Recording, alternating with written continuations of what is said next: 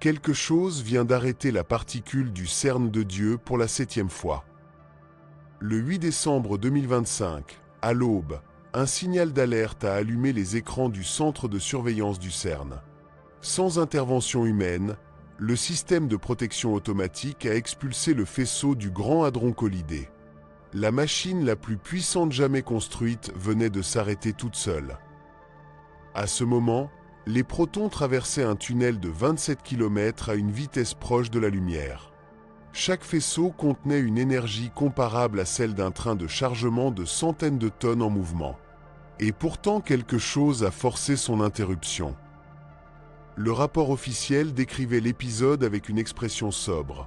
Fatigue de l'équipement à la fin de l'opération. 3 mots pour résumer ce qui était déjà la 7e interruption importante de l'expérience scientifique la plus chère de l'histoire. Mais alors que nous regardons le tableau complet, non seulement cet accélérateur mais tous ceux qui sont conçus pour trouver le soi-disant boson de Higgs, une séquence d'événements émerge que certains chercheurs considèrent comme statistiquement improbable. Après un examen des rapports techniques publiés par le CERN lui-même, l'année 2025 n'était plus une simple série de défis. Fin mai, un court-circuit interne était tenu par un aimant super synchrotron reg.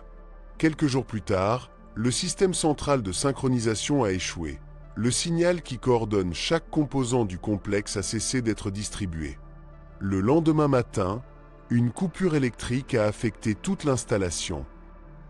Des semaines plus tard, un phénomène plus inquiétant est apparu. Les radiations générées par les collisions elles-mêmes ont commencé à modifier des bits dans l'électronique du système cryogénique. Autrement dit, l'énergie produite par la machine interfère avec les circuits chargés de la maintenir à des températures plus froides que l'espace extérieur. En novembre, de nouvelles alarmes ont forcé les opérations à cesser. Des signes d'incendie et d'échappement d'hélium ont activé des protocoles d'urgence et mobilisé des équipes de secours sous terre. Ils ont finalement été trouvés comme de mauvais capteurs. Les menaces n'étaient pas réelles, mais les pauses et la perte de données étaient. Néanmoins, 2025 n'a pas été l'année la plus critique. En novembre 2024, un épisode s'est produit, que le CERN lui-même appelait « sans précédent », terme inhabituel dans son langage technique. Ce n'était que quelques jours avant que la période d'exploitation la plus productive ne soit terminée dans l'histoire de LHC, lorsque des pertes de faisceaux ont déclenché des défaillances électroniques causées par des neutrons générés par des collisions. Ces particules ont eu un impact sur les circuits de protection conçus pour sécuriser les aimants supraconducteurs. Le résultat a été remarquable. 25 aimants ont perdu leur statut supraconducteur simultanément, libérant en seconde une énergie accumulée de dizaines de kilos d'explosifs. Cela ne s'était jamais produit auparavant. Le même rapport que j'ai décrit cette année-là comme exceptionnel à tous égards a reconnu, quelques lignes plus tard, un nombre sans précédent d'aimants affectés. La contradiction était claire. La chose la plus frappante était que ce n'était pas un dysfonctionnement conventionnel. Les collisions elles-mêmes, le cœur de l'expérience, ont généré des radiations qui ont perturbé les systèmes de protection. La machine, alors que la production des données qu'elle cherchait, a également créé les conditions qui ont conduit à son arrêt. La machine avait été conçue précisément pour se protéger de ces particules. Néanmoins, ce sont ces mêmes collisions qui ont modifié les systèmes de sécurité et forcé la fermeture anticipée de l'année la plus réussie de l'histoire de LHC. Le 17 juillet 2023, un autre épisode révélateur s'est produit. Les poutres étaient en train de frapper pendant quelques minutes seulement quand une perturbation électrique a activé le système de verrouillage. Le rayon a été éteint. Second après fraction, aimants supraconducteurs ont perdu leur statut stable. Puis un problème inhabituel est apparu, une fissure microscopique entre le circuit d'hélium et le vide d'isolement. Le LHC fonctionne comme un thermo gigantesque, réparti sur des milles et refroidi à 1,9 degré au-dessus du zéro absolu. Une fissure presque invisible suffisait pour que le vide soit perdu et condensé à l'extérieur. Cette humidité a gelé. L'installation, conçue pour fonctionner dans des conditions extrêmes, a commencé littéralement à être recouverte de glace par une fracture imperceptible. Le résultat, minutes de fonctionnement scientifique et mois de réparation. Chaque interruption ne signifie pas seulement perdre du temps. Ce qui était crucial, c'était ce qui allait être trouvé. En août 2025, l'expérience Atlas a annoncé une indication de l'un des processus les plus rares jamais observés. Le boson de Higgs se décompose en muons. C'est un phénomène exceptionnel qui se produit dans une infime fraction des cas. La signification statistique obtenue réduit considérablement la possibilité de fluctuations occasionnelles. La conclusion n'était pas un simple fait supplémentaire. Il s'agit de la première preuve que le champ de Higgs confère une masse non seulement aux particules plus lourdes, mais aussi à une deuxième génération de fermions, une catégorie différente de matière. S'il était pleinement confirmé, cela signifierait que le mécanisme de masse fonctionne de manière qui n'a jamais été observée directement. Les physiciens ont analysé ce résultat, mais l'accélérateur a dû faire face à des défaillances électroniques causées par le rayonnement, la perte de vide et les alarmes défectueuses dans les tunnels souterrains. L'une des avancées les plus importantes au cours des années a émergé d'une infrastructure qui a examiné le bord de l'effondrement constant. Et il y en avait d'autres. Une étude séparée par des pairs a révélé des anomalies lors d'événements avec plusieurs leptons dans les données de LHC. De telles irrégularités pourraient être compatibles avec des particules qui ne sont pas prévues par le modèle standard. Il s'agirait d'un autre médiateur unique et potentiellement de plusieurs nouveaux médiateurs. En élargissant la perspective historique, la succession des incidents devient une autre nuance. Avant LHC, il y avait un projet encore plus ambitieux aux États-Unis, le Super Collider Superconductor, Texas. Sa circonférence dépassait de loin celle de l'accélérateur européen et son but était exactement le même, trouver le boson de Higgs. Ils ont creusé des kilomètres de tunnels et investi des milliards de dollars. Mais en 1993, le Congrès a annulé le projet. S'ils avaient été achevés, ce collider aurait atteint des énergies plus élevées et aurait probablement trouvé Higgs des années avant l'Europe. L'annulation était une décision politique, mais pas une décision technique. La même année, le terme « particule de Dieu » est devenu populaire, inventé dans un livre destiné à révéler l'importance de cette découverte hypothétique. En Europe, le tunnel LHC d'aujourd'hui avait été utilisé par un accélérateur antérieur. La recherche de Higgs n'a pas commencé avec la machine d'aujourd'hui, mais a été le résultat de décennies de tentatives, d'avancées et d'arriérés sur différents continents. L'histoire n'est pas linéaire et calme. C'est une chaîne d'ambitions technologiques, d'interruptions inattendues et de découvertes qui semblent aller le plus loin possible. Au cours de la dernière année de fonctionnement de l'ancien LEP de collision européen, l'équipement a amené la machine au-delà des limites pour lesquelles elle avait été conçue. Les 4 expériences ont commencé à enregistrer des signes ambigus, des événements correspondant à ce qui était attendu du boson de Higgs, dans une région énergétique très proche de sa plus haute portée.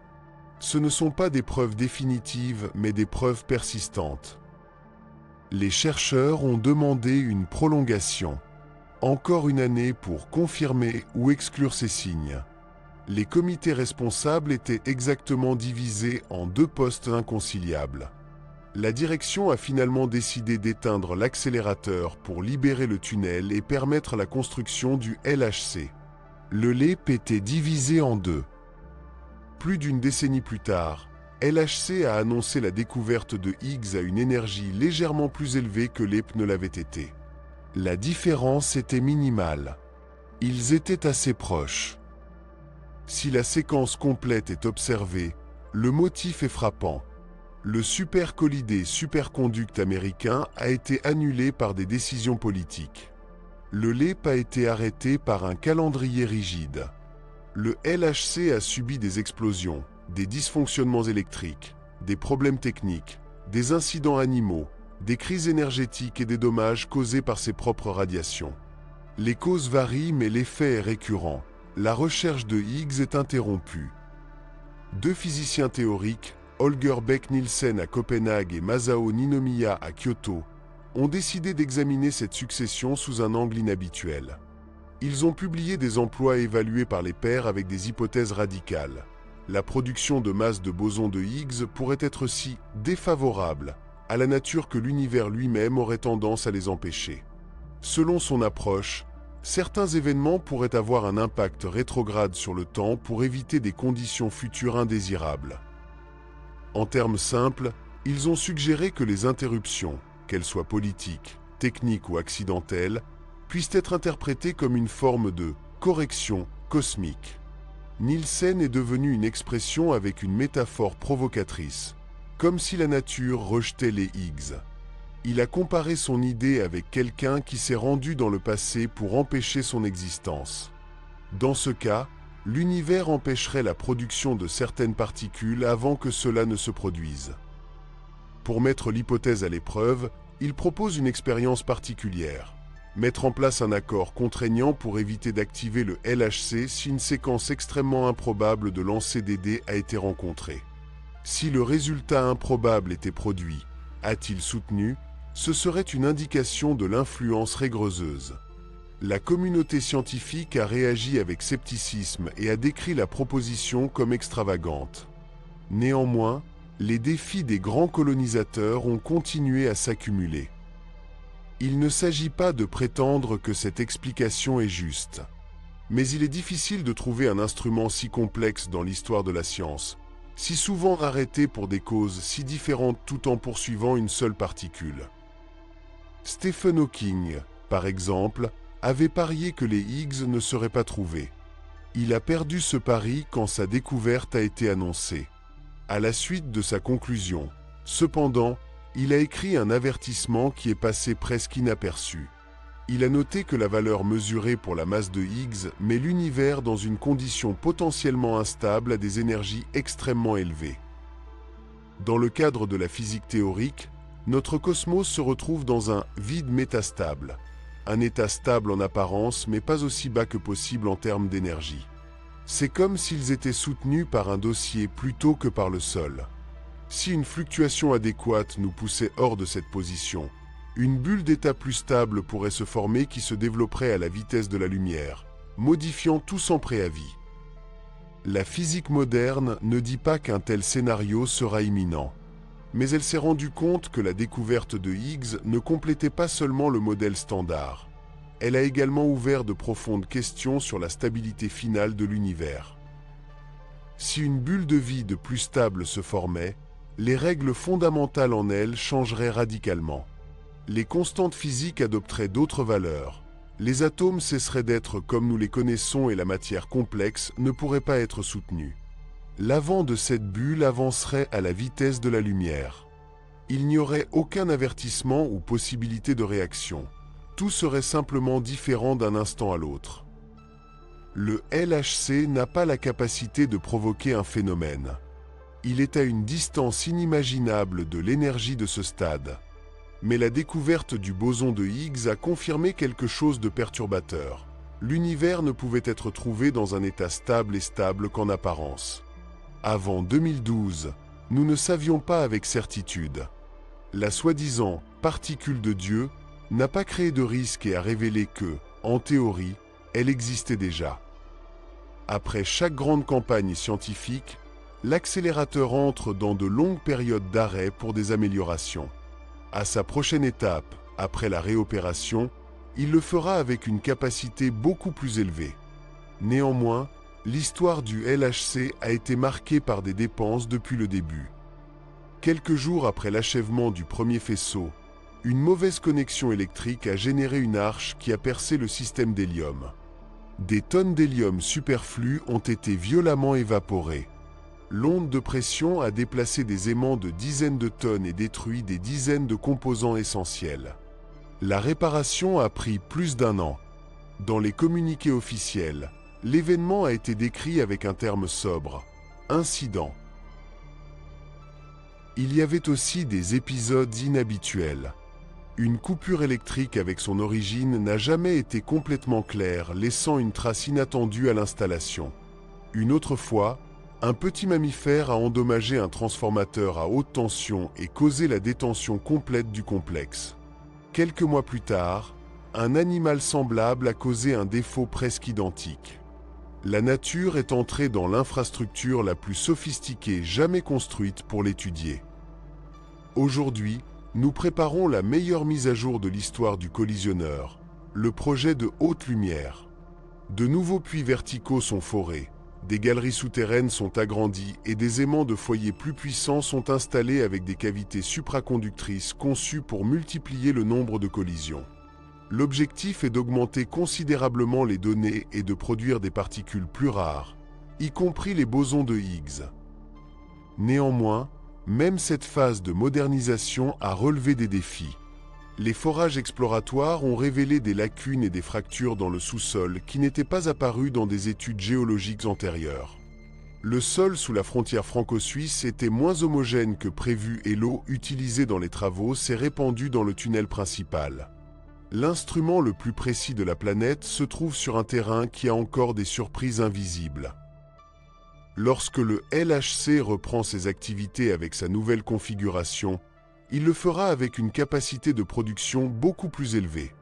Si nous prenons au sérieux, même en tant qu'exercice intellectuel, l'hypothèse que la nature résiste l'abondance de Higgs, ce serait précisément la phase critique. Entre-temps, les données accumulées demeurent énigmeuses. Pendant des années, une grosse décomposition du quark a montré une conduite qui ne correspond pas parfaitement aux prédictions.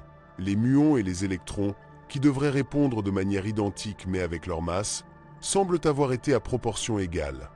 Cette déviation suggère l'intervention potentielle de particules nouvelles et inconnues. De nombreuses révisions des anomalies dans les expériences de différentes énergies visent une direction similaire. Il peut y avoir des bosons supplémentaires, peut-être plus d'un type lié au mécanisme Higgs. Pendant un demi-siècle, la physique a poursuivi une pièce manquante pour compléter le modèle standard. Quand elle l'a finalement trouvé, loin de fermer le chapitre, elle a ouvert une porte à des territoires inattendus. Le boson qui explique l'origine de la masse occupe paradoxalement une valeur énergétique qui met l'univers dans un délicat équilibre théorique. La particule destinée à fermer la théorie finit par indiquer ses limites. Des données expérimentales insinuent l'existence potentielle de particules qui ne correspondent pas au schéma actuel. Dans le même temps, la machine avait l'intention de les confirmer s'arrête encore et encore, non pour une cause concrète, mais pour une succession infinie de facteurs imprévisibles. Le grand coloniste projeté au Texas a disparu par décision politique. L'accélérateur européen précédent a été fermé par un calendrier inséparable. Le LHC a subi de graves dommages quelques jours après son lancement par une légère défaillance technique. Plus tard, des coupures électriques inexplicables, des animaux qui arrêtaient les systèmes critiques, des coupes budgétaires des crises mondiales. Même les rayonnements générés par les collisions elles-mêmes ont interféré avec les circuits conçus pour les protéger. Les mêmes particules qu'elle étudie peuvent forcer ces aimants à perdre leur stabilité. Et maintenant, même le terrain qui le retient révèle des cavités inattendues. Les circonstances changent et l'objectif demeure. Il s'agit toujours de comprendre le mécanisme associé au boson de Higgs. Pas de réponse finale. Personne ne peut dire avec certitude pourquoi chaque grand instrument dédié à cette recherche a fait face à des défis aussi divers. On ne sait pas non plus ce que signifient exactement les anomalies observées dans certaines données récentes. Même au CERN, il n'y a pas encore d'interprétation concluante. Les hypothèses qui mettent en avant les influences ont été publiées et discutées, mais la plupart des physiciens les considèrent spéculatives. Ce qui est effectivement vérifiable, c'est la séquence des interruptions. Et ce qui est vrai, c'est que le prochain chapitre sera encore plus ambitieux. Lorsqu'LHC reviendra après sa longue pause technique, il fonctionnera avec une intensité beaucoup plus élevée, générant un nombre sans précédent de collisions et avec plus de coups de Higgs que jamais. Stephen Hawking avertit que la valeur mesurée de Higgs met l'univers dans un équilibre théorique délicat, sensible, dans des conditions extrêmes, à une transition vers un état plus stable. Un tel processus n'aurait pas annoncé son arrivée. Il n'y a peut-être aucun mystère derrière les défis accumulés. Peut-être sont-ils les risques inévitables de travailler au bord de la technologie et du savoir. Mais si le passé sert de guide, le retour de l'accélérateur sera silencieux. L'incognite n'est pas juste ce que vous trouverez une fois qu'il sera remis en marche avec toute sa puissance, mais si nous allons bientôt reconnaître tout signe qui essaie de l'arrêter à nouveau.